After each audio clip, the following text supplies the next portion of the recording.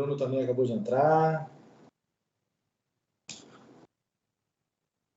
Esperamos, os colegas devem estar entrando aqui aos poucos.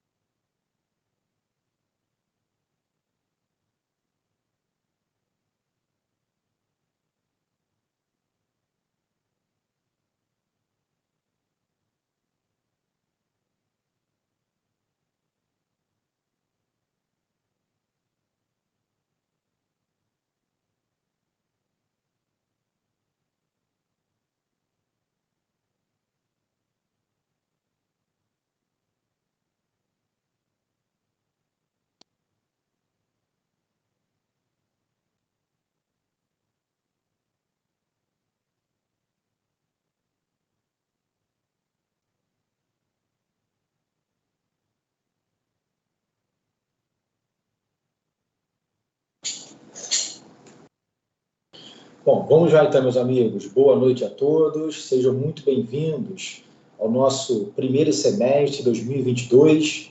Essas aulas, de fato, estão recomeçando hoje, nossa primeira semana efetiva de aulas, visto que na semana passada nós tivemos ali uma semana de acolhimento com vocês, trazendo informações no que tange a pesquisa, a extensão, o projeto integrador. Tivemos aí a reunião diretamente com os professores e mais a minha presença com vocês, a qualidade de coordenador, tirando algumas dúvidas, conforme lá o chat no YouTube.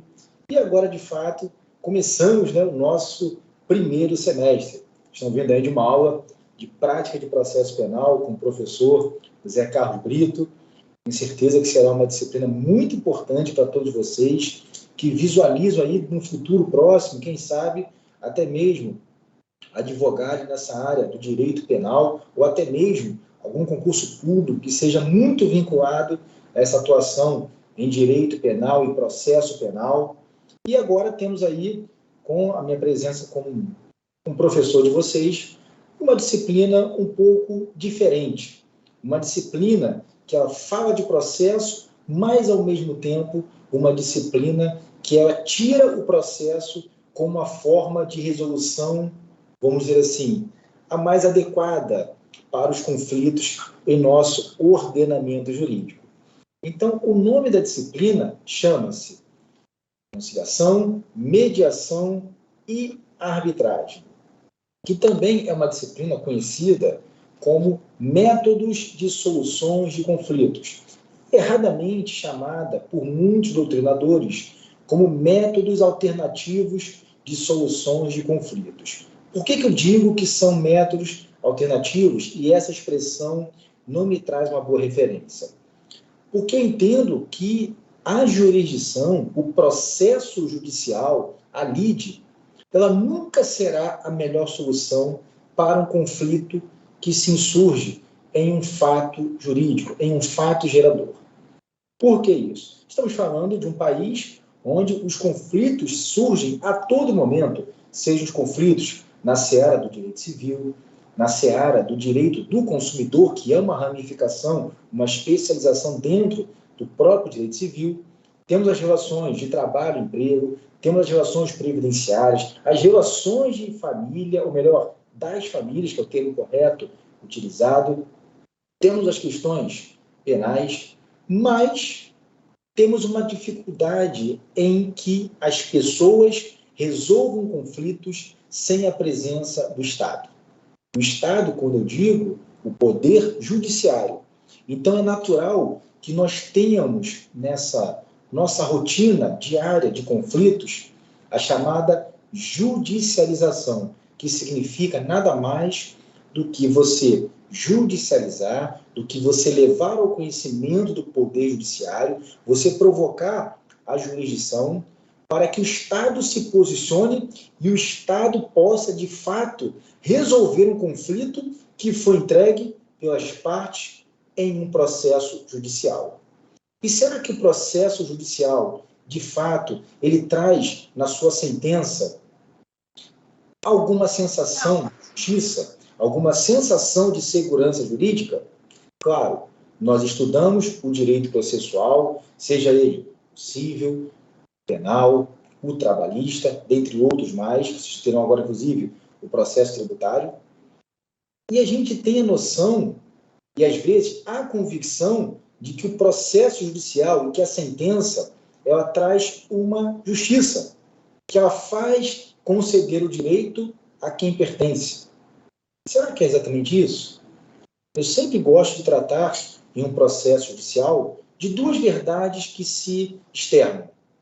A verdade real e a verdade formal, que é a eterna briga do direito processual. A verdade real é aquela que de fato aconteceu, mas que nem sempre consegue se traduzir ao Poder Judiciário. Nem sempre o magistrado ele consegue realmente entender o que aconteceu. Ele consegue ter acesso às provas imprescindíveis para realmente, através de uma sentença, ser justo. E aí vem a verdade formal do direito processual. A verdade formal é aquela onde as partes conseguem levar ao conhecimento do judiciário o que aconteceu, através de quê?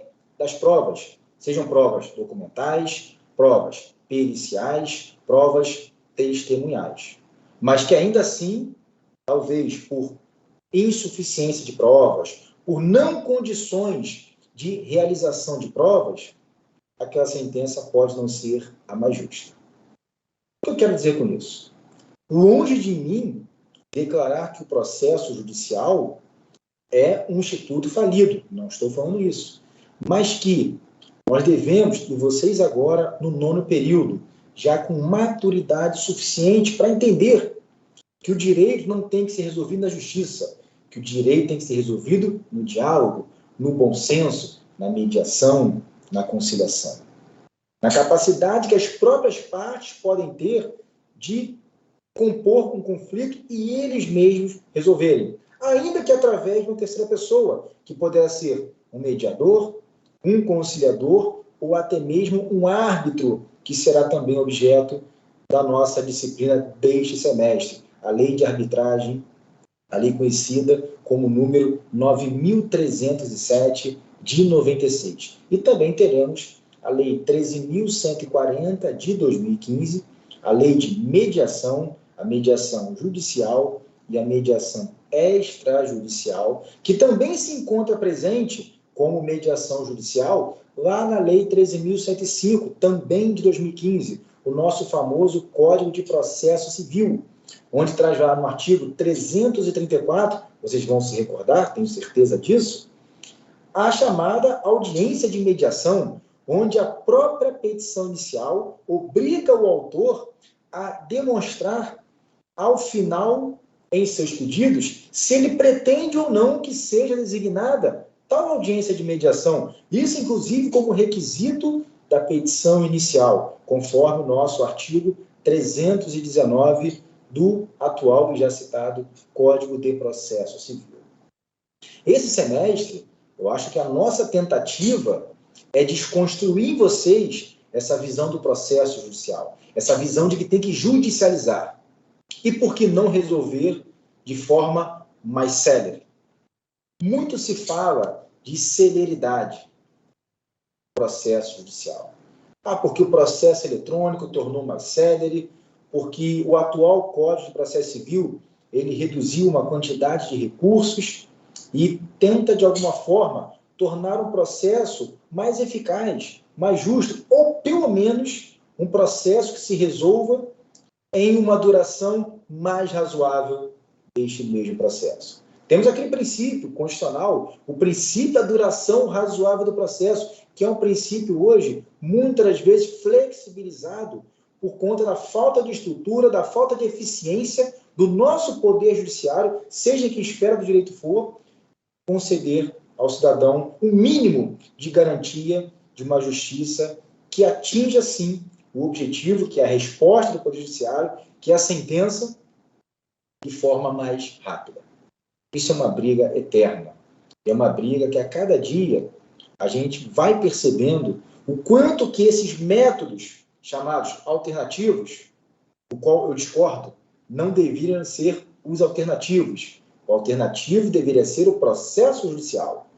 Na minha interpretação, eu entendo que os métodos adequados para a solução de conflitos deveriam ser a mediação e, acima de tudo, a própria arbitragem, que tem um procedimento muito parecido com o processo judicial, mas acaba sendo um procedimento, ainda que oriundo do direito privado, um procedimento onde você concede poderes a alguém na função de árbitro, e árbitro vem de arbiter, do latim Deus louvado, juiz louvado, o que eu acho que é um pouco forte.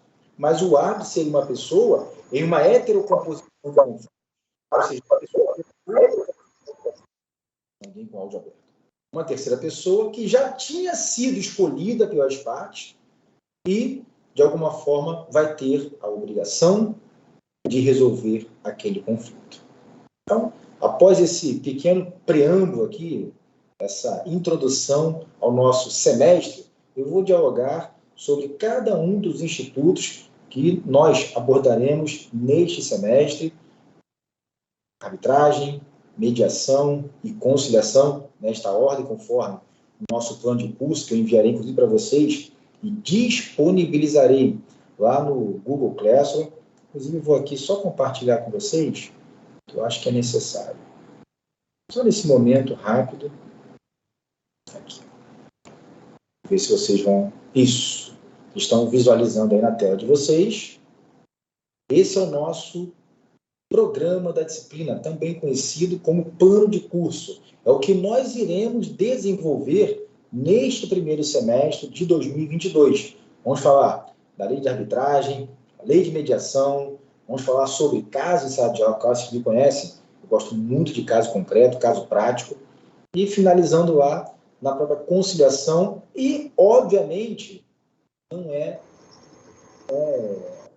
inegável que você possa esquecer dos juizados especiais cíveis, que foram criados lá em 1995, com uma função de retirar as ações de, vamos dizer assim, pequenos valores, muito conhecido vulgarmente como juizado de pequenas causas, e retirar das varas cíveis dos procedimentos da época. Você tinha o procedimento ordinário, procedimento sumário de processo civil, o antigo CPC, hoje não existe mais, é o procedimento comum, único, e você tinha o juizado especial civil trazendo uma tentativa de esvaziar o poder judiciário, a esfera comum do processo civil, como forma de entregar ao cidadão uma justiça mais célere. E será que aconteceu? Temos muitos questionamentos. Hoje eu vejo, e aí uma interpretação muito pessoal, que juizados especiais cíveis, para a maioria das vezes, eles conseguem fazer com que o processo demore mais do que propriamente uma vara civil em que pese em um procedimento comum. Mas voltando aqui, temos a primeira unidade para falar sobre a nova lei de arbitragem. Está feio, né? Com todo respeito. Eu vou até apagar isso aqui, porque nova lei de 96 não pega bem. A lei de arbitragem, só fazer um conserto, que é a lei 9.307 de 96, E o que é arbitragem? O que nós vamos falar sobre arbitragem? Sobre esse instituto tão importante no nosso direito, inclusive direito processual. Que, lembrando a vocês, quando você tem um método alternativo, que eu chamo de adequado, a parte do processo judicial, isso não significa dizer que, havendo processo judicial em andamento, não possa ser realizado um procedimento tanto de arbitragem quanto até mesmo de mediação, ambos na esfera extrajudicial. Não sei se vocês se recordam, mas uma das possibilidades de suspensão do processo civil se dá quando as partes requerem que o feito seja sobrestado, suspenso, para que possa ser resolvido através de uma mediação extrajudicial. Inclusive, se houver cláusula, convenção de arbitragem, e aquela demanda for judicializada sem respeitar o procedimento de arbitragem inserido contratualmente em um fato jurídico, aquela petição inicial pode ser, sim, não admitida.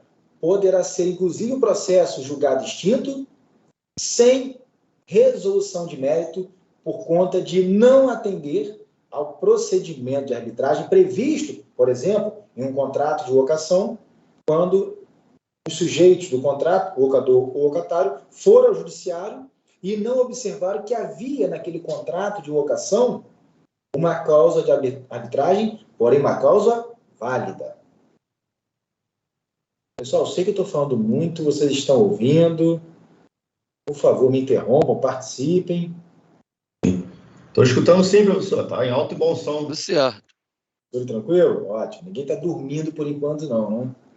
Sei que a primeira semana é complicada.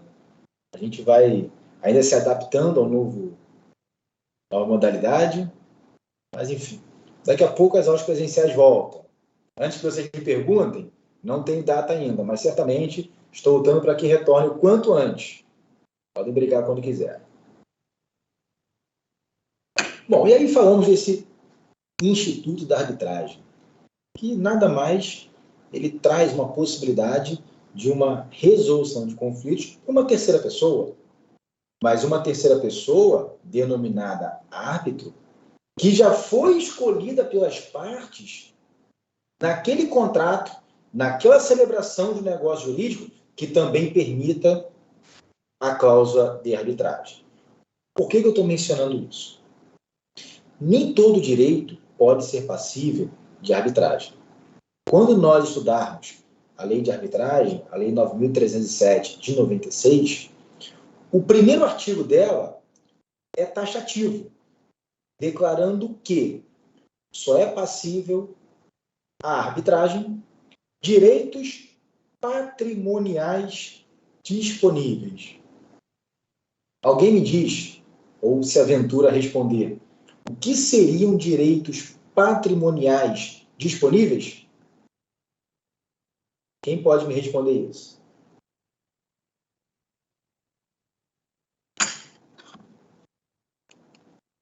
Não lembram disso?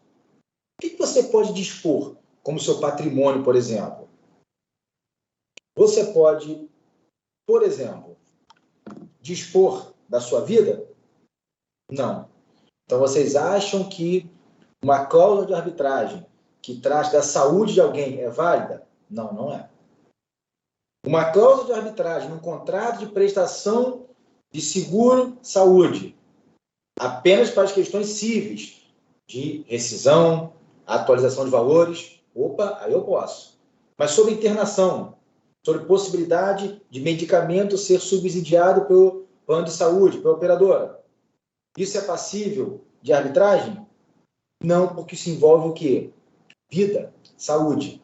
E são direitos o quê? Indisponíveis. Então, se eu não me engano, também direitos, no caso, direitos do Estado, né, também fica indisponível, não é isso? Coisa de interesse do Estado. Desculpa, interesses? Do Estado, município, acho que também não entra na arbitragem, né?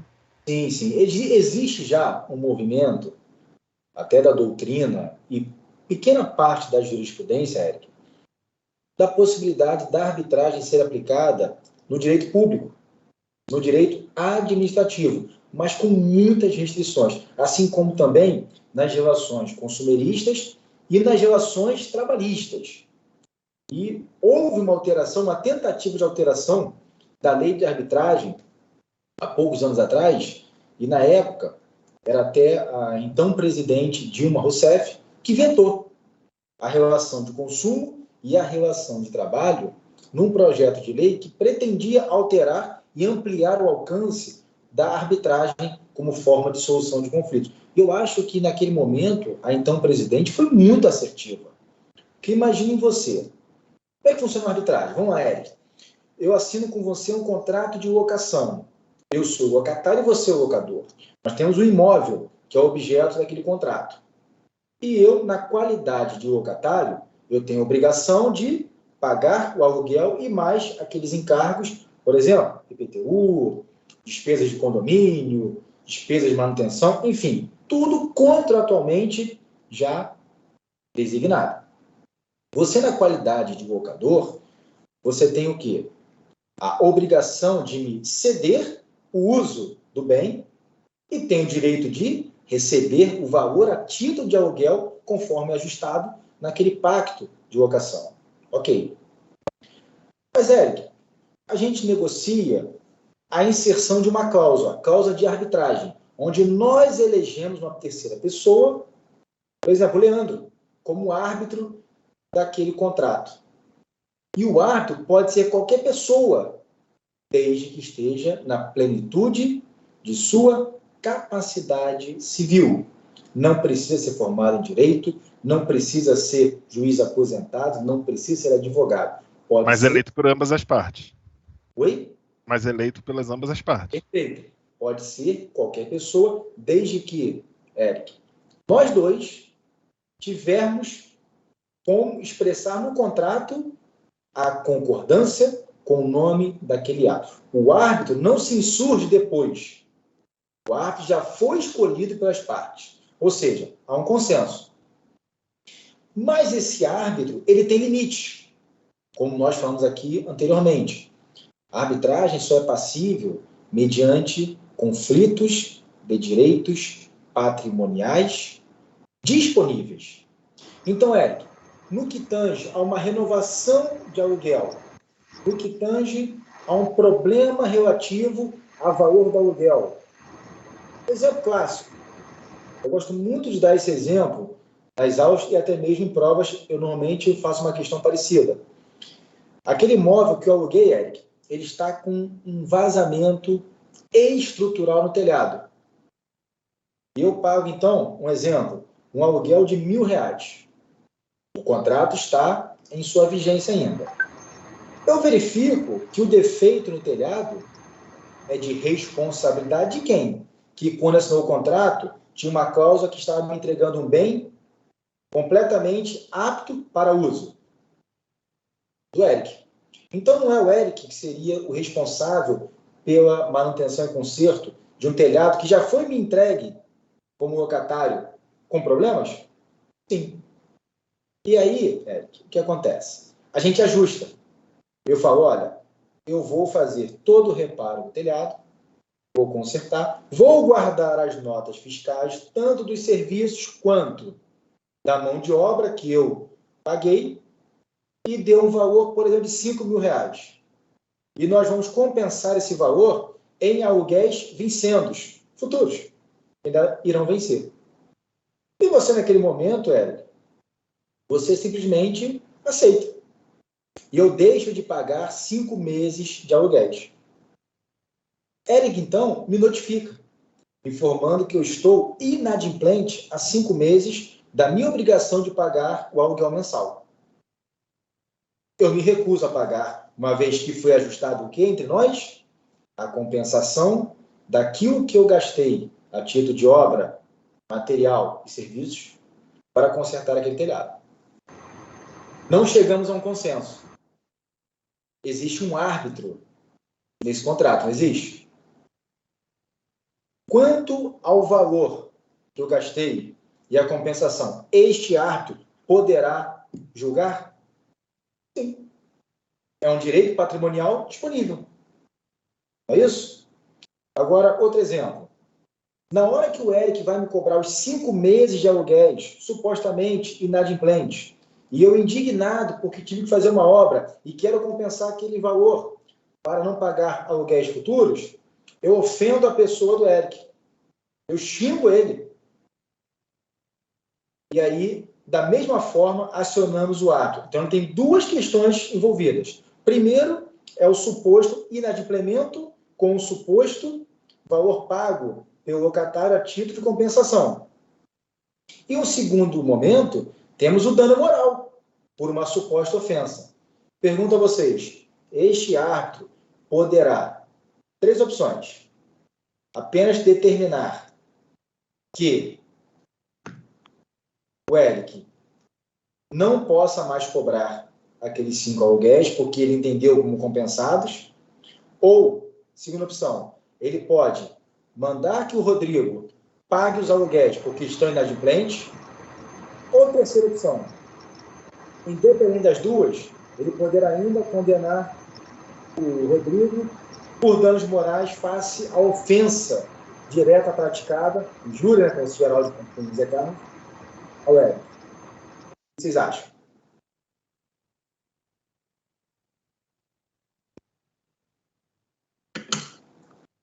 O que esse ato poderia fazer? Vamos lá.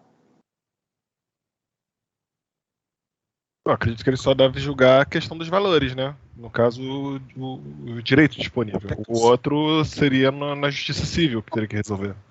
Ele entraria com outra ação. De patrimônio, o outro já é diferente. Exatamente, exatamente. Renan, acho que foi o Eric também que falou, os dois falaram muito bem, porque o dano moral, ele transcende ser um direito patrimonial disponível. Ele é indisponível, está falando de honra. Você não pode dispor da sua honra.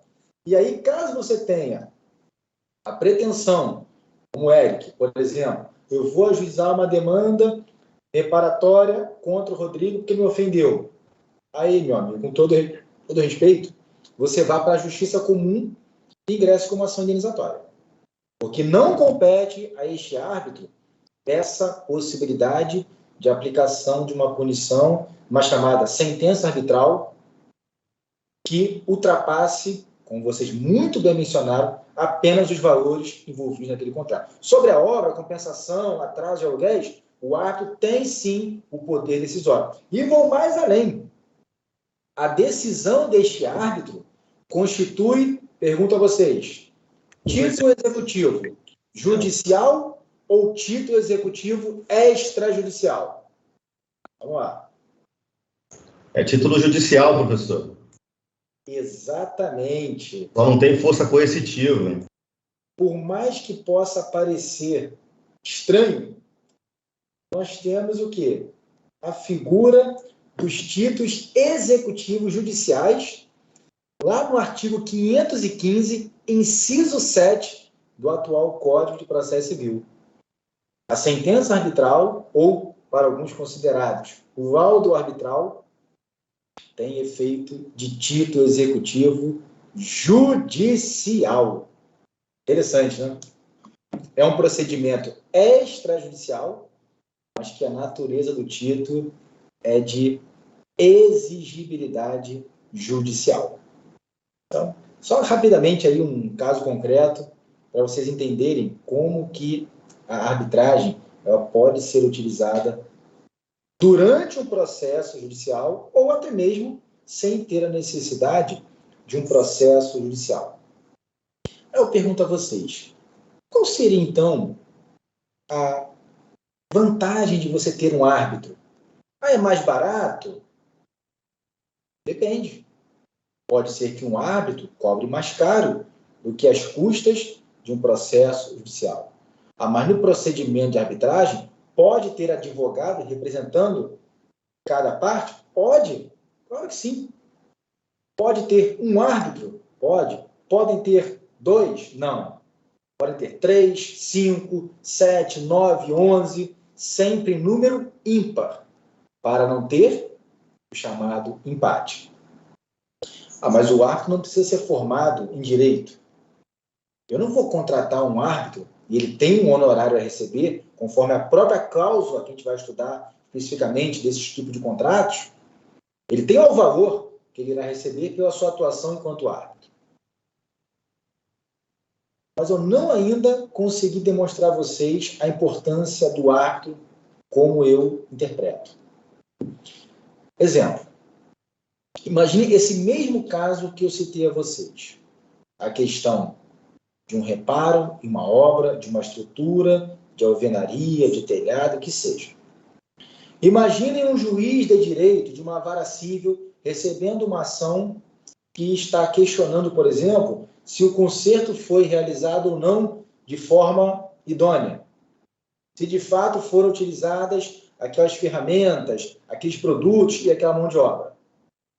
Mas o juiz, quando recebe essa ação, ele pode se utilizar, inclusive, de ofício, nomeando perito para atuar no caso e trazer elucidações que facilitem o convencimento do juiz e uma sentença amparada em uma prova contundente, que é uma prova pericial.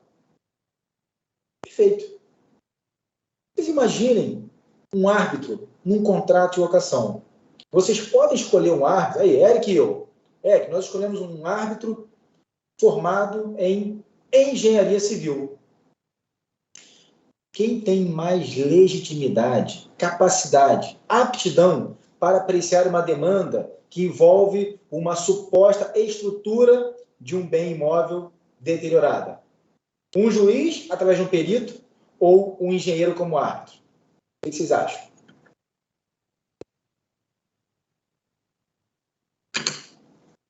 É um engenheiro, com certeza. E aí chegamos, então, a uma certa conclusão. Na arbitragem, Eric, a gente escolhe a especialidade do árbitro. A gente pode escolher um árbitro especialmente vinculado ao objeto de uma relação jurídica, desde que seja patrimonial disponível. Então, essa é a pretensão da arbitragem.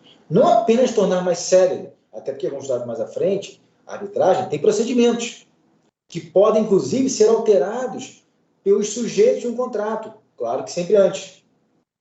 E a arbitragem, além de tornar mais célere, ela pode tornar mais técnica a apreciação daquele que vai resolver o conflito, nesse caso aí, como árbitro. Então, só um resumo aí básico do que a gente vai falar esse semestre da lei de arbitragem, que é muito pouco utilizada em nosso ordenamento jurídico. Mas, se você analisar dessa forma que a gente dialogou aqui, eu tenho certeza que o resultado de um laudo seria muito mais eficaz, laudo arbitral, sentença arbitral, seria muito mais eficaz do que uma sentença judicial. Agora, tem um problema. Dessa sentença arbitral, se você não concordar, você pode fazer um recurso ao Poder Judiciário. Lembrando, a sentença ela tem força de título executivo judicial. Então, essa sentença pode ser passível de recurso na Justiça? O que vocês acham? Não pode. Não pode. A sentença arbitral é irrecorrível. Já estou esperando a pergunta de vocês. E se não concordarem com a sentença arbitral, o que vocês fazem? Pergunta boa de prova. Novo juízo arbitral? Perdão, são muito baixo o áudio. Aí constituiria um novo juízo arbitral se ambas as partes não concordarem? Não, porque, assim, se ambos não concordarem, vocês podem instituir um outro árbitro. Agora, se um concordar, Renan, se for a sentença arbitral muito favorável a um dos sujeitos daquela relação contratual, o outro vai querer? E esse que gostou da sentença? E aí? O que você faz, então, se você não concorda com a sentença, mas a outra parte adorou? É um procedimento extrajudicial. E aí? Eu não posso recorrer. Vai para via judicial. Então, vamos lá. Mas fazer o quê? Vamos lá, Mara. O que eu faço na via judicial? Vamos lá. Entra com uma ação. Então, existe uma ação específica chamada ação anulatória de sentença arbitral. E você vai demonstrar, vai fundamentar, o ônus da prova é seu como autor da ação, que aquela sentença arbitral está eivada de algum vício, de alguma nulidade. Vamos imaginar que o árbitro tenha condenado, por exemplo, naqueles danos morais pela ofensa do Rodrigo ao Eric. Essa sentença arbitral é nula. Mas ela precisa o quê? Em um processo judicial, você requer a resposta do Estado de que aquela decisão não é passível de arbitragem, porque ela ultrapassou os limites dos direitos patrimoniais disponíveis. Então, em que pese não poder recorrer da sentença arbitral, você tem todo o direito, vamos ver isso com muita tranquilidade, a ajuizar uma ação judicial de anulação de sentença arbitral. Perfeito? Bom, parando um pouco de falar de arbitragem, que é um instituto, a gente vai analisar item a item, vamos dissecar a lei de arbitragem, que é importante, falar de procedimentos, falar até mesmo da questão de imparcialidade dos árbitros. A gente pode arguir também a suspeição e o impedimento dos árbitros, em que pese terem sido escolhidos, se descoberto depois que havia uma relação de parcialidade, seja impedimento ou suspeição, as mesmas formas que se aplicam aos juízes de um processo judicial, a gente pode questionar, sim, a arbitragem, aquele procedimento arbitral que foi instituído em um contrato. E passando aí para mediação, que eu acho que é o tema mais interessante do nosso semestre. Por quê? Se na arbitragem as pessoas envolvidas numa relação jurídica, elas concedem poderes a uma terceira pessoa e, escolher anteriormente, dão esse poder, na mediação não é assim que funciona. Vocês podem até sugerir, até escolher, ou até admitir um mediador antes, durante ou, especialmente, lá ao final do conflito. Mas o mediador, ele decide? Ele tem o poder do árbitro? Não, ele não tem. O mediador, ele apenas o quê? Instiga aquelas pessoas a chegarem a uma resolução. Mas quem vai resolver são as próprias partes.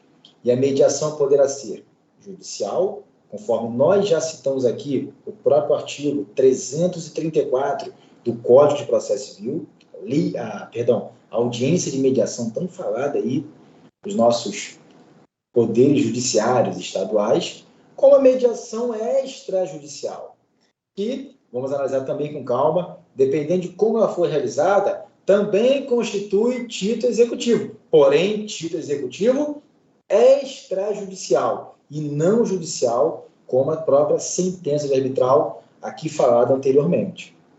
E na mediação, também iremos perceber que existem procedimentos, existe uma lei própria, a Lei 13.140, também 2015, assim como o atual Código de Processo Civil. E agora eu vou fazer uma pergunta que eu tenho certeza que muitos aqui já exerceram ou exercem ainda e talvez não estejam preenchidos os requisitos da lei de mediação no que tange ao mínimo que o mediador precisa comprovar para ser mediador de fato. É muito comum, principalmente o TJ aqui do Rio de Janeiro, ele chamar mediadores, conciliadores. Ele confunde muito o que é conciliação e mediação. Vamos daqui a pouco fazer essa distinção, que é muito peculiar, mas ao mesmo tempo são muito similares esses dois institutos. O mediador, segundo a Lei de Mediação 13.140 de 2015, ele tem que possuir formação em ensino superior há mais de 2 anos.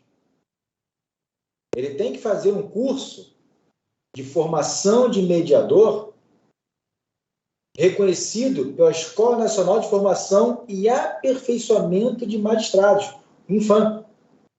E é um curso que tem a carga horária mínima de 250 horas. E eu tenho certeza que muitos de vocês aqui já foram conciliadores e mediadores de fóruns, seja em quaisquer bairros ou até mesmo centro, fazendo um simples curso de poucas aulas e já se tornaram mediadores ou até conciliadores, no caso aí, especificamente falando, de juizados especiais. E sequer muitos de vocês já têm curso superior concluído há mais de 2 anos. Então, Rodrigo, você quer dizer que 90% dos mediadores dos tribunais estão irregulares? Estou. É exatamente isso que acontece na prática. Alguém aqui já foi mediador? TJ? Alguém se aventura? Só. Oi? Boa noite, eu já fui conciliadora TJ, tem curso. Lívia já foi? Então, Lívia, você fez um curso de quantas aulas, mais ou menos, que você lembra? Foram 5 aulas Desculpa, está muito baixo o seu áudio. por semana, uma aula por semana. Me perdoa, Lívia, que eu não estou conseguindo escutar mesmo, desculpa. Mas acredito que tenham sido poucas aulas. Se me corrija se estiver errado. Talvez 4, 5 aulas, 10 no máximo. Mas não. 5 aulas. Foi 5 aulas, tá vendo? Acertei. Então, isso é um número irrisório de aulas, de tempo, para você formar de fato o mediador. Por quê? Eu sei que a questão psicológica envolve muito o fator mediação. Porém, o mediador ele tem que ter muito mais do que uma formação em um curso relâmpago com psicólogo. Ele precisa ter o domínio sobre o ambiente de conflito. Que o mediador ele não vai ser utilizado em jurisdição voluntária, aquela que não tem conflito. Vai ser em jurisdição contenciosa, onde existe um conflito entre as partes. E as partes chegam numa audiência, por exemplo, ou até mesmo numa mediação extrajudicial, chegam de uma forma com animosidade, um clima tenso, muitas vezes, ali, com perdão da expressão, rosnando um para o outro. A audiência em vara de família, quem já fez estágio de vara de família, ou quem já atuou como estagiário, sabe o que eu estou falando. O clima é tenso, tanto que a audiência ocorre, inclusive, em segredo de justiça, nos casos que envolvem pensão alimentícia, divórcio, enfim. E aí você tem a figura do mediador, uma pessoa essencial para deixar aquelas pessoas envolvidas no conflito à vontade. E ele não pode resolver, ele não tem o poder decisório, mas ele tem o quê? A obrigação de ter habilidade, a obrigação de ter condições de persuadir, de instigar aquelas pessoas a chegarem a um consenso, a resolverem o conflito da forma mais eficaz, que é através delas mesmas. E qual a diferença do mediador para o conciliador? Na verdade, é uma diferença muito irrisória. Segundo, consta a doutrina, o conciliador, ele teria, na verdade, um poder a mais, porque ele pode sugerir, e o mediador apenas instigar. Com todo respeito, na prática, não dá para diferenciar o que é mediação e o que é conciliação. Mas a gente vai ter essa diferenciação aí quando estudarmos cada instituto desse, mediação judicial, extrajudicial ou a própria conciliação, principalmente em sede de juizados especiais cíveis, que eu acho que foi a grande inovação do direito processual, naquelas demandas que não ultrapassavam 40 salários mínimos e aquelas, inclusive, que não ultrapassavam 20 salários mínimos lá em 95, que, inclusive, dispensa a necessidade de advogado constituído para esse tipo de demanda judicial. Então, vamos lá. Quero ouvir vocês, por favor. Quem se manifesta, estão muito calados. O ano já começou para vocês ou não? O ano não vai começar depois do carnaval, fiquem tranquilos. Já começou. Vamos lá, alguém quer fazer alguma pergunta sobre o conteúdo? E, claro, fechando aqui a nossa introdução, temos a conciliação como forma, aí, de preferência, falando da conciliação nos juizados especiais cíveis, fazendo aí um debate, um diálogo sobre se realmente o juizado especial cível, eles, de fato, eles trouxeram uma sensação de celeridade, de entrega de um resultado mais rápido do Poder Judiciário. E eu queria, depois disso tudo, trabalhar com vocês, inclusive até mesmo sugerindo como nosso TED, né, nosso trabalho de estudo discente, que é obrigatório para a segunda avaliação, a gente pode falar sobre judicialização, sobre ativismo e fazer os comparativos com mediação, com arbitragem, com a conciliação. Acho interessante vocês hoje, na reta final dessa graduação de Direito, terem essa condição, porque vocês já têm, são maduros o suficiente, terem estudado aí direito processual, ainda que tenham ainda alguns direitos processuais em andamento, mas vocês têm já hoje condições de dialogar e entender se o processo judicial é realmente aquele mais saudável, aquele que traz um resultado mais eficaz na busca da sociedade perante o Poder Judiciário de uma decisão, através de uma sentença judicial que possa ou não vir trazer justiça. Vamos lá. Estou aqui à disposição de vocês. São 9h30 ainda. Temos meia hora para fazer bastante considerações. Ninguém quer se manifestar? Boa noite. Oi, Renan. Diga, meu amigo.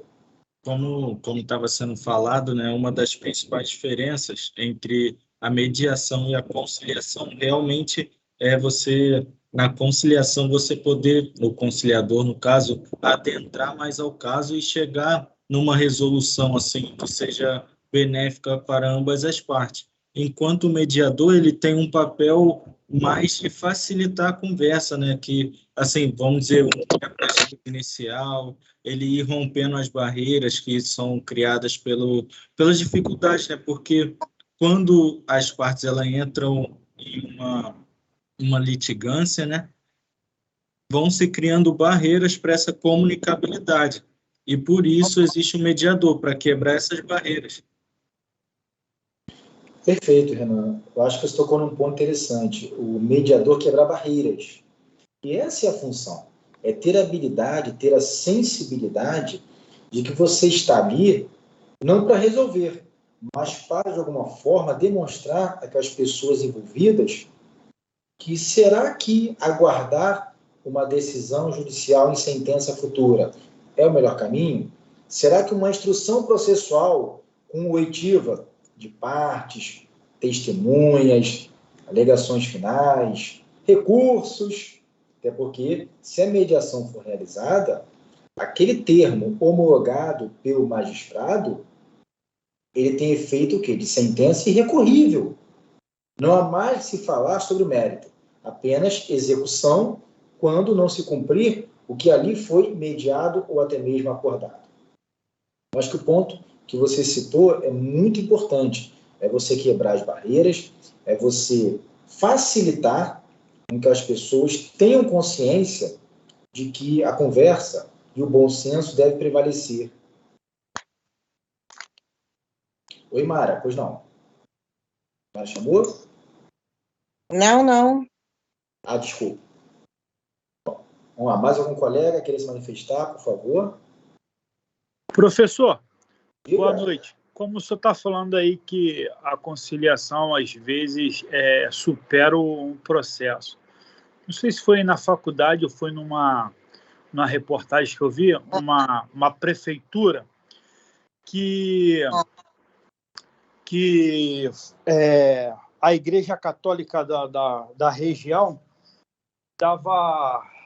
tocava o sino e isso atrapalhava o turismo da cidade. E o que acontece? entraram com o processo rolou, não tinha lei estadual que proibisse isso e aquilo.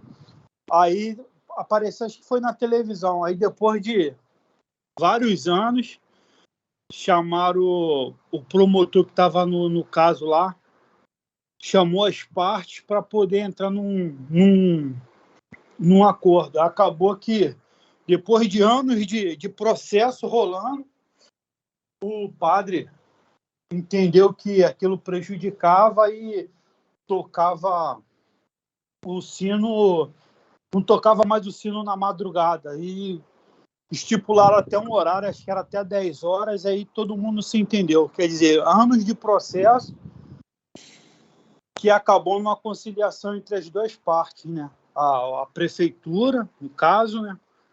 E acho que foi a prefeitura ou foi os moradores da cidade e contra a Igreja Católica. Aí ficou bom para todo mundo.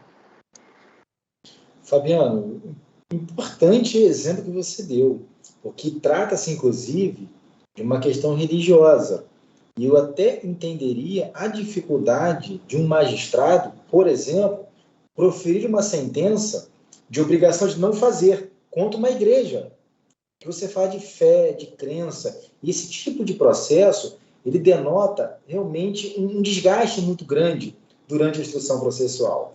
E aí, quando você traz essa, vamos dizer assim, até mesmo com forma de brincadeira, caramba, anos de processo para chegar ao final e um promotor da cidade ter o bom senso e falar, olha, pelo amor de Deus, tocar um sino de madrugada atrapalha. Será que isso, Fabiano, não poderia ter sido feito antes? Ou até mesmo sem processo judicial? Perfeita. Teu exemplo foi perfeito. E, por favor, nada contra sino, religião, pelo amor de Deus. Mas eu acho que são coisas que o bom senso deve prevalecer muito mais do que propriamente a legislação. Ainda que a legislação municipal proíba ou não aquele tipo de manifestação religiosa. Eu acho que o bom senso ele tem que ser interpretado, ele tem que ser trazido para o diálogo, trazido para dentro do conflito. Agora, você precisa de pessoas que, de fato, consigam raciocinar, consigam ter discernimento, habilidade para sugerir no caso da conciliação e facilitar no caso da mediação. Perfeito, Fabiano. Obrigado. Vamos lá. Mais algum colega?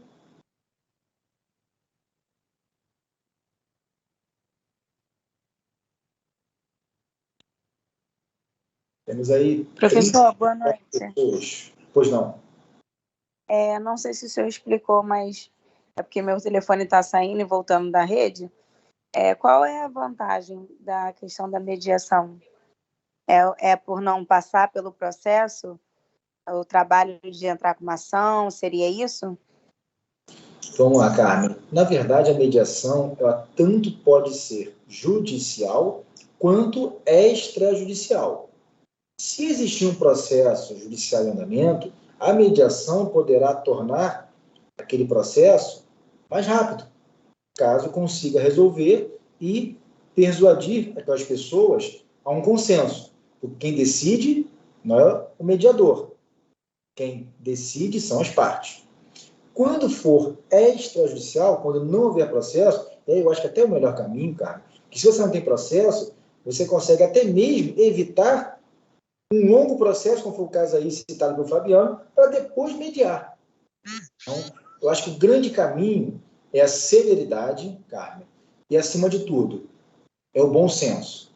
É perceber que alguém tem que ceder, ou ambos os sujeitos de uma relação do direito processual podem ceder, em troca de um resultado mais célere e talvez mais justo.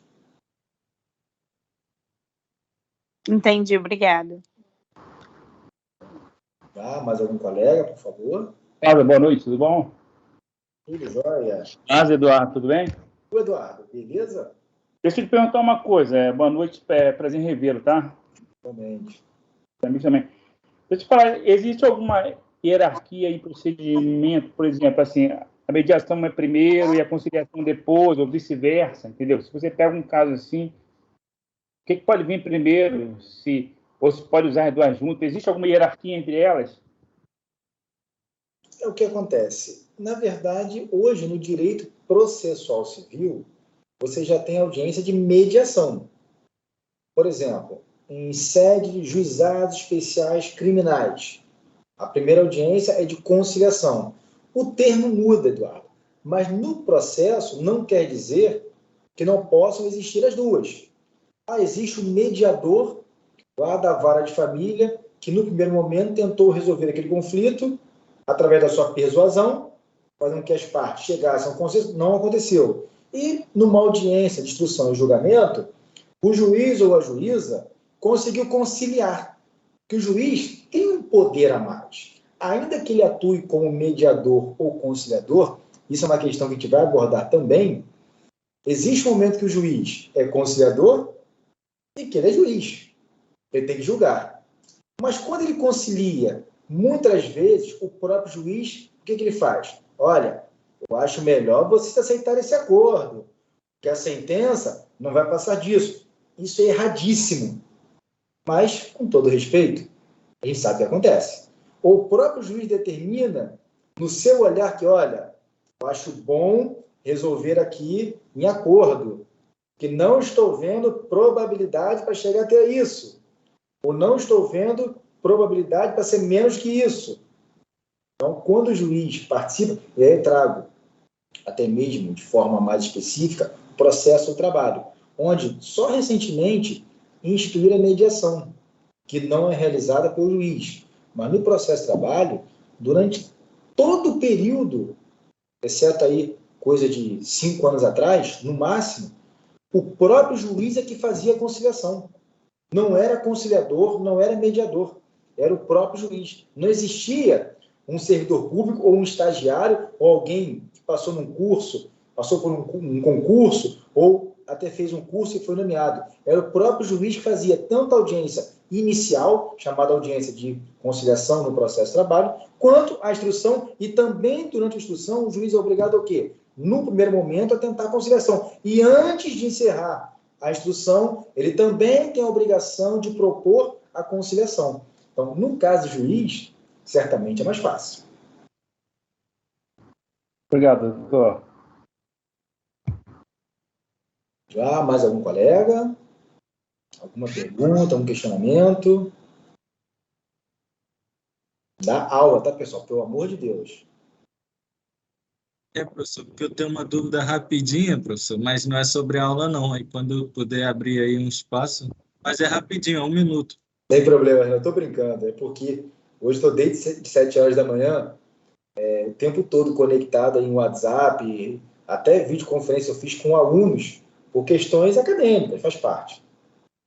Mas, se não tiver nenhum colega aí querendo se manifestar sobre o conteúdo da nossa aula, eu fico à vontade aqui para atender as demandas. Eu tenho só mais uma dúvida, professor. Coordenação. Ricardo. Eu tenho só mais uma dúvida. O senhor explicou que o mediador ele não precisa ser necessariamente um advogado. Ele pode ter feito curso e tudo mais. Uhum. Mas, nesse caso, vai servir só para a questão extrajudicial, porque quando for judicial, não vai ser necessário ser advogado, ter a carteira da OAB, essas coisas? É isso? Isso. Porque, ao meu ver... Não precisa ter inscrição da OAB, não. Então, ele vai entrar sem a carteira da OAB, um processo, uma questão judicial, sim, e vai ser responsável por aquilo e até o final? Sim, sim. Na verdade, a gente vai estudar até uma questão interessante de impedimento. Por exemplo, já vou aqui antecipar vocês. Imagina, Carmen, você hoje no 9º período, e você então atua como mediadora aqui na primeira vara civil de Campo Grande. E a sua última audiência de mediação foi hoje, dia 14 de fevereiro de 2022. E você não mais era mediadora, perdão. Só que as pessoas que participaram dessa audiência de hoje gostaram muito de você. Acharam você muito técnica. E aí, você faz o 9º período, o 10º, você já conclui o curso de Direito aprovada no exame da OAB, e quando você vira o ano, você vai dar entrada na sua inscrição da OAB. Em março de 2023, você já está com a posse da sua carteira de advogado. E aquelas pessoas que participaram daquela audiência como partes que gostaram de você, querem contratá-la como advogada. Você acha que pode ser advogada delas? Então, ao meu ver, sim, mas pelo seu rosto, eu acho que não. Olha, só pode porque eu falei março. Você terá que aguardar 1 ano da última audiência de mediação que você realizou, mesmo que o processo esteja em andamento.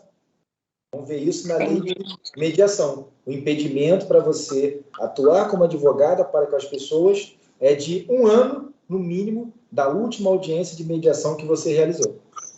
Mas somente para aquelas pessoas, no caso, né? Sim, só para aquelas. Só para aquelas. Tá, ok. Obrigada, professor. Fique à vontade, tá bom? Já antecipei uma aula de vocês. Vamos lá. Mais algum colega, por favor, sobre o nosso conteúdo? Antes de passar para o Renan, né? Quer tirar alguma dúvida aí sobre questões de coordenação? Questões mais chatas, né, Renan? Nada, professor, nem é controverso, não. Não, fica à vontade. Pode perguntar. Se alguém depois tiver uma pergunta, eu volto para a aula. Diga aí, meu amigo. Então, professor, por conta dessa pandemia, né, que a gente está agora à distância, no caso também do recolhimento de horas complementares, ainda está em vigor aquelas regras de limite para curso à distância, tudo mais? Então, na verdade, a última turma que teve essa possibilidade de entregar as horas complementares em qualquer formato foram as turmas que concluíram no ano passado. Para este ano, está em vigência a normativa da instituição de ensino, que tem alguns limites, por exemplo, audiências no máximo 30 horas, alguns questionamentos que vocês terão acesso até na instituição, lá com a nossa Ravine, tem um manual que trata exatamente da quantidade de horas complementares para cada atividade específica. Então, nesse momento, não existe mais aquela possibilidade como as turmas que se formaram agora em 2021, porque eles pegaram 2 anos de pandemia praticamente, então ficaram muito prejudicados, o que não é a nossa realidade hoje. Hoje sabemos que a pandemia ainda está em andamento, podemos dizer assim, mas de forma muito mais amena. Temos a questão da vacinação, temos aí vários países que já declararam que não é mais pandemia e sim endemia, o que muda totalmente a maneira de comportamento da sociedade. Inclusive, países como a Dinamarca já até aboliram o uso de máscara. Não estou dizendo que vai acontecer aqui. Não sou cientista, não sou médico, não sou infectologista. Longe de mim questionar. É uma torcida pessoal para que o presencial volte, até porque, com todo respeito, estou falando de vocês não, mas eu conheço muita gente que não sai da praia, não sai do cinema, não sai de barzinho, que vive em aglomerações, em festas, e quando a gente fala que a aula vai voltar presencial, nossa, parece que é o fim do mundo. Então, eu, Rodrigo, a minha opinião é, inclusive, de que já poderíamos voltar presencial. Ponto. Claro que não depende da minha opinião, da minha vontade. Existe toda uma estrutura acadêmica, uma estrutura administrativa, temos as diretrizes do MEC, temos as diretrizes dos órgãos públicos, mas eu, particularmente falando, eu já optaria pelo retorno presencial, mas não é a nossa realidade ainda. Plaza, boa noite. Boa noite. Márcio Teles, tudo bem? Fala, Márcio, beleza? Tudo bem, irmão. Eu queria manifestar minha opinião aí a respeito do que você falou, cara. Eu discordo completamente, diametralmente do que você falou aí. Nós temos visto pelos índices divulgados na imprensa que o número de casos tem batido recorde quase todo dia. O número de mortes também. Ainda não estamos realmente com os leitos completamente de UTI completamente ocupados em razão dessa doença, acho que essa nova variante aí ser menos letal, né? Sim. Mas os números de casos são enormes. E na questão de todo mundo ir para praia, para bar, isso aí existia desde o primeiro momento que as mortes lá no início, lá, o pessoal brasileiro é meio doido mesmo, entendeu? Vai mesmo para barzinho, não tá nem aí, né? O pessoal nega o que está acontecendo, não quer tomar vacina, isso aí existe desde o começo.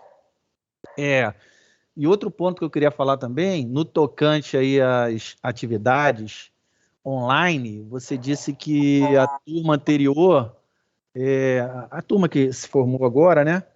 Eles passaram 2 anos muito difíceis, mas nós passamos também, cara. A gente também está nesses 2 anos, entendeu? A gente está 2 anos aí, não tem mais audiência, a gente não consegue assistir uma audiência, que é tudo virtual, e às vezes os juízes não liberam para você acessar, e às vezes é até mais complicado, então nós passamos também. A mesma situação dessas últimas turmas aí, cara. É um pouco assim, injusto com a gente aí que está passando junto por essa pandemia aí, que eu não acho que seja uma endemia ainda não, é uma pandemia ainda. Apesar de alguns países estar flexibilizando as regras, mas, pô, tu vê os Estados Unidos, os caras lá são tudo negacionista, né? Tu vê a Alemanha, tudo negacionista, ninguém quer vacinar, não tem essa cultura, né, de vacinação. Então, outra coisa também, Plaza, estou misturando logo tudo, que é para descarregar de uma vez só. Se a gente continuar assim nessa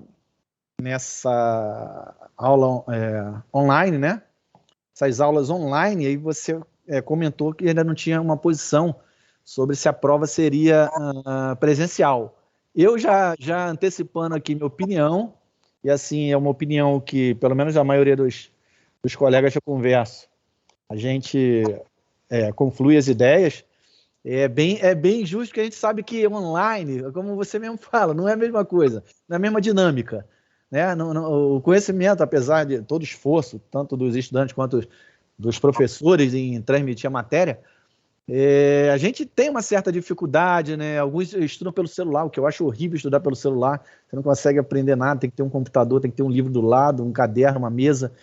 E aí fica complicado esse aprendizado quando você vai numa aula, numa prova presencial, é mais complicado mesmo porque também, às vezes, a matéria que é cobrada lá nas provas foge um pouquinho do que foi ministrado nas aulas, entendeu? Eu faço essa crítica e alguns professores acabam cobrando algumas coisas que não foram ministradas. E aí eu vou ser sincero, cara, a gente se socorre da internet, a verdade é essa, não vou mentir aqui. A gente socorre da internet mesmo, não tem jeito. Ou do livro aqui, que está do lado, entendeu?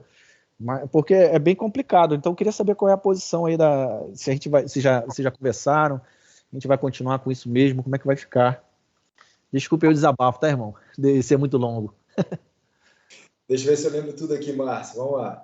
A idade vai chegando, a memória vai diminuindo. Assim, quando eu falo para vocês que eu, na verdade, gostaria do ensino presencial retornando já o quanto antes, Márcio, eu vou ser muito franco com você. É uma torcida minha pessoal, que de fato eu estou há 2 anos que eu não tenho mais aquele privilégio de estar num ambiente acadêmico com pessoas dialogando, próximas, sentindo aquela energia de uma sala de aula. Isso me faz muita falta enquanto profissional do magistério. É mais uma vontade pessoal, como eu falei, eu não sou infectologista, não sou médico, do que alguma coisa que tenha sido assertiva por uma pesquisa. Não. E concordo com você.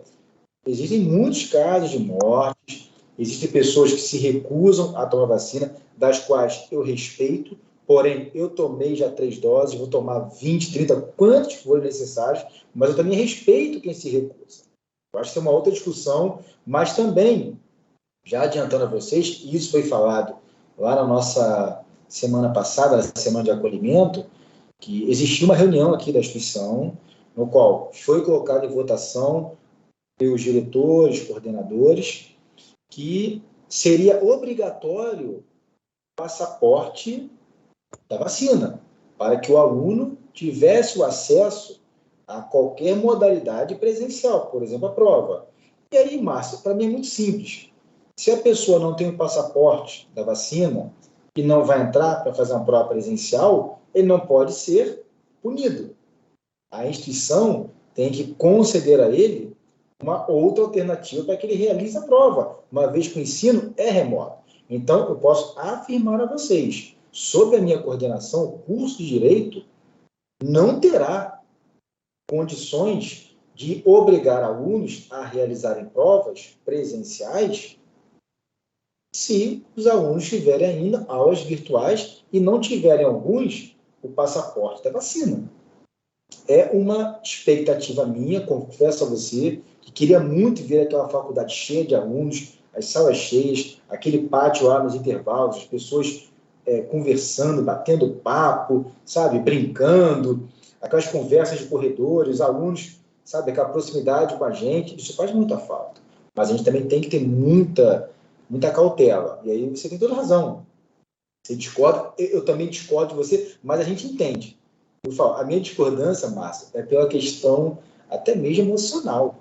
Eu gosto de ter o contato, mas eu respeito completamente o que você falou e, de fato, não tem sentido a gente se arriscar em um momento, podendo esperar mais. Já passamos tanto tempo.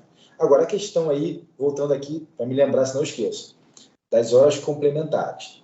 Eu confesso a vocês que isso também vai ser novamente deliberado, porque existem deliberações todos os anos do Conselho Superior de Ensino, do qual eu também faço parte. E nessas deliberações foi uma das oportunidades em que a gente decidiu, mesmo eu não sendo coordenador, eu também participava, nós decidimos permitir aos alunos que concluíram no ano passado que entregassem as 200 horas complementares com palestras virtuais, todas, 100%. O que agora perdeu o efeito. Então, terá nova reunião do Conselho de Ensino Superior com aqueles que fazem parte, ou continuam fazendo parte, e vamos deliberar. Claro que minha opinião, eu posso ensinar para vocês, mas não depende de mim apenas. Eu entendo que deveria ser extensivo a vocês, que vocês, no mínimo, tiveram um ano entre o 7º e o 8º, também durante aquele período difícil, de você conseguir uma audiência presencial, de você conseguir ir a uma delegacia, fazer um relatório, visitar uma visita técnica a tribunal, a LERJ, por exemplo, a Câmara, a museu, enfim, que seja. Eu acho que eu, particularmente falando, como membro desse conselho, eu vou brigar por isso que eu acredito. E a outra questão, eu esqueci alguma coisa, outra questão que você fala sobre o professor cobrar algo que não foi oferecido em sala de aula, isso independente da prova presencial ou virtual. Eu sempre prezo, e eu como professor falando agora, que a gente só pode cobrar em uma avaliação aquilo que, de fato, a gente ofereceu prestando nosso serviço em sala de aula, seja virtual ou seja presencial. E caso isso aconteça, eu acho que todo e qualquer aluno tem o direito de reclamar, porque não é dizer que o conteúdo faz parte do programa, mas o programa foi oferecido, o programa foi, na verdade, proferido pelo professor regente? Sim ou não? Aí é a minha questão.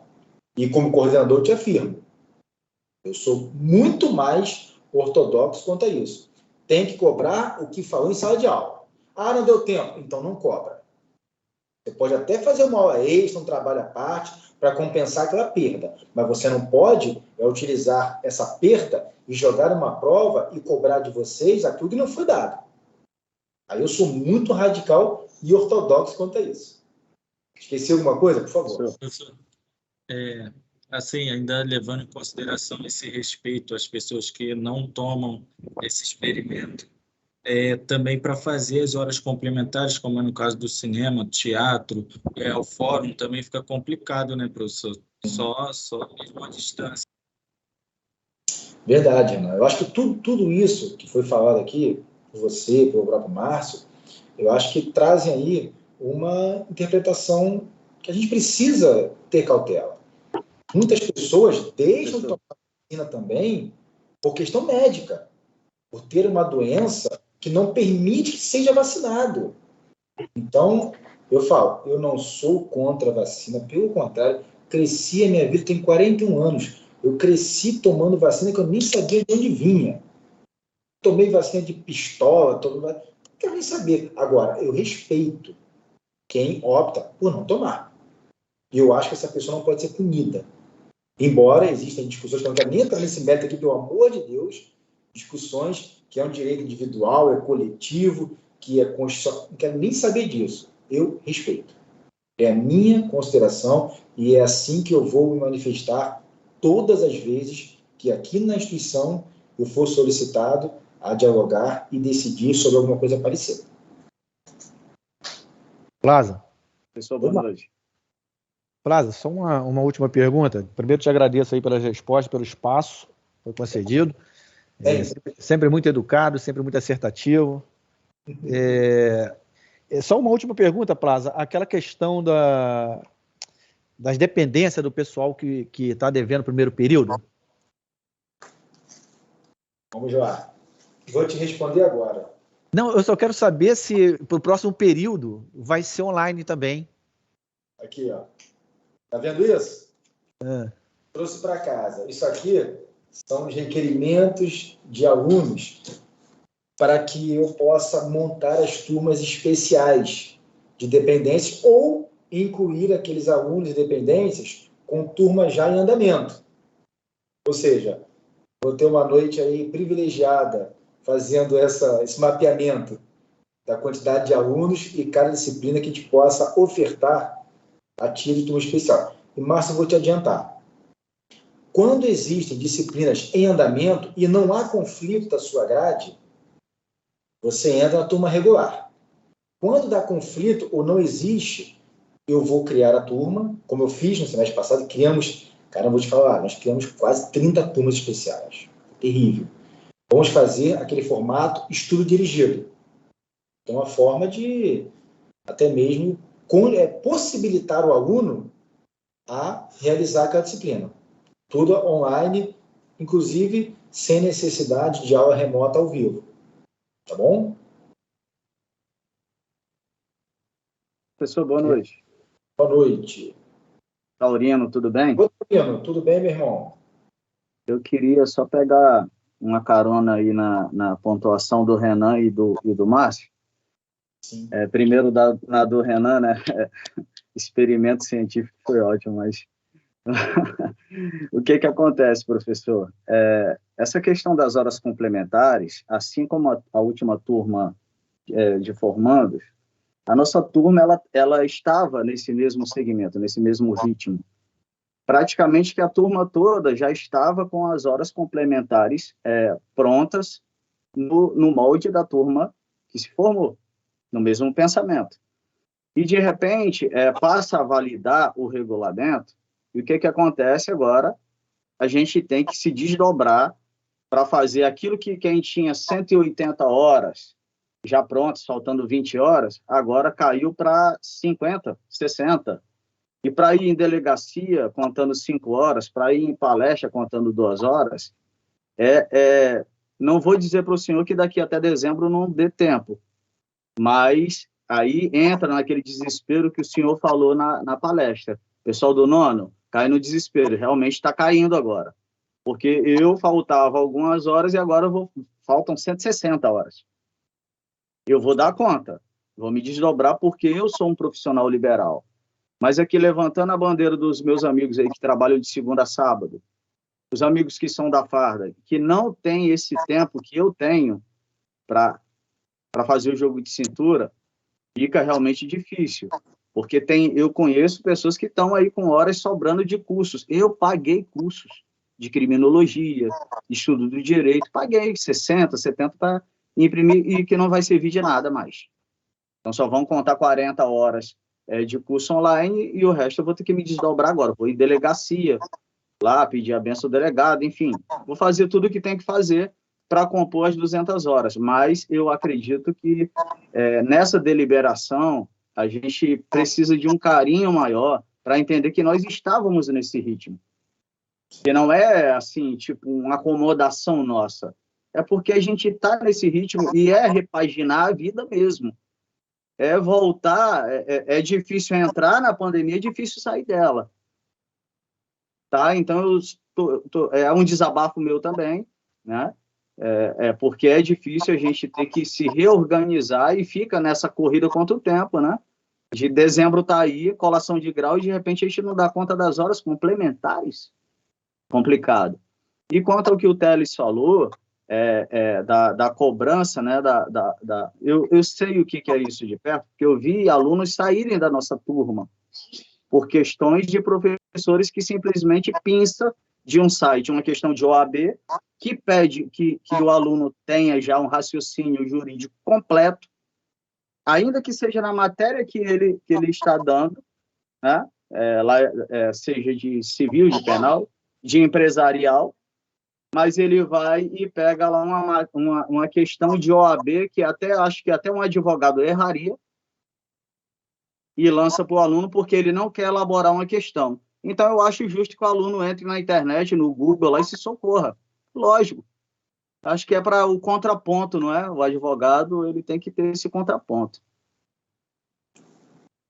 Sim, sim. Essa questão aí do critério utilizado pelo professor regente de cada disciplina na hora da realização da prova, eu acho que eu sou muito objetivo quanto a isso. Eu como professor, não cobro o que eu não dei, e ponto final. E tem que ser no nível daquilo que eu passei. Isso aí a gente está realmente concordando. A questão aí que você também, inclusive, desabafou, e eu aqui estou solidário a isso, eu sou aquele que vou brigar por isso, tá? Já afirmo vocês. Eu estou passando aqui uma visão da instituição porque eu não respondo por ela. Mas vocês podem ter certeza que a minha pretensão é de que vocês também tenham esse benefício, vamos dizer assim, que eu acho que não é nem um benefício, acho que é mais ou menos uma demonstração da realidade que vocês viveram e vivem ainda, para que também seja estendido à turma de vocês e à turma da manhã a possibilidade, por exemplo, de entregar as 200 horas apenas com palestras, com cursos, enfim. Mas aí eu falo, não é uma imposição minha, eu não tenho este poder, mas certamente vou ponderar muito por vocês nesse sentido, porque é o que eu acho justo. E se eu não achasse, eu falaria com certeza. Como eu digo aqui, eu sou favorável ao retorno presencial das aulas. É uma questão pessoal. A questão das horas complementares, eu também sou favorável àquilo que tanto o Renan, o Taurino e o Márcio aqui muito bem expuseram. Então, quanto a isso, podem contar comigo. Eu só não posso prometer a vocês que todos aqueles que participam desse Conselho de Ensino Superior vão votar da mesma forma. Mas, certamente, eu vou ponderar por tal.